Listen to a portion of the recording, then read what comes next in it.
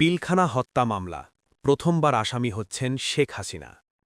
২০০৯ সালের ২৫ ফেব্রুয়ারি বাংলাদেশের ইতিহাসের এক ভয়াবহ দিন। রাজধানীর পিলখানায় ঘটে যায় নারকীয় হত্যাকাণ্ড, যেখানে প্রাণ হারান ৫৭ জন সেনা কর্মকর্তা। সেই ঘটনার বিচার প্রক্রিয়া দীর্ঘ ১৭ বছর ধরে নানা পর্যায়ে পেরিয়ে এখনও চূড়ান্ত নিষ্পত্তির অপেক্ষায়। ২০১৩ সালের ৫ নভেম্বর বিচারিক আদালত রায়ে ১৫২ জনকে মৃত্যুদণ্ড, ১৬০ জনকে যাবজ্জীবন এবং ২৫৬ জনকে বিভিন্ন মেয়াদে কারাদণ্ড দেন। পরে হাইকোর্ট ১৩৯ জনের মৃত্যুদণ্ড বহাল রাখেন, ১৮৫ জনকে যাবজ্জীবন এবং ২২৮ জনকে বিভিন্ন মেয়াদে কারাদণ্ড দেন। একই সঙ্গে ২৮৩ জনকে খালাস দেওয়া হয়। বর্তমানে মামলাটি আপিল বিভাগের বিচারাধীন। এবার মামলায় যুক্ত হয়েছে নতুন মাত্রা।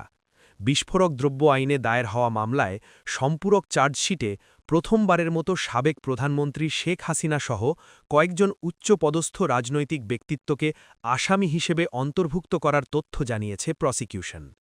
চিফ পাবলিক প্রসিকিউটর মোহাম্মদ বোরহানুদ্দিনের তথ্য অনুযায়ী ব্যারিস্টার ফজলে নূর তাপস, জাহাঙ্গীর কবির নানক এবং তৎকালীন আরও কয়েকজন মন্ত্রীর নাম এই সম্পূরক চার্জশিটে যুক্ত হচ্ছে।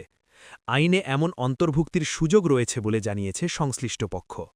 অন্যদিকে আসামিপক্ষের আইনজীবীরা বলছেন, দীর্ঘদিন ধরে মামলা পরিচালনা করতে করতে তারা ক্লান্ত।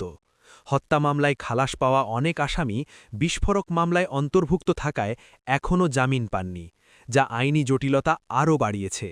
এতে হতাশা বাড়ছে নিহত সেনা কর্মকর্তাদের পরিবার এবং আসামিদের স্বজনদের মধ্যেও। প্রশ্ন এখন একটাই, এই বহুল আলোচিত মামলাগুলোর চূড়ান্ত নিষ্পত্তি কবে? প্রসিকিউশনের দাবি, নতুন চার্জশিট বিচার প্রক্রিয়ায় গুরুত্বপূর্ণ ধাপ যোগ করেছে এবং পূর্ণাঙ্গ তদন্ত ও ন্যায় বিচার নিশ্চিত করতে সহায়ক হবে।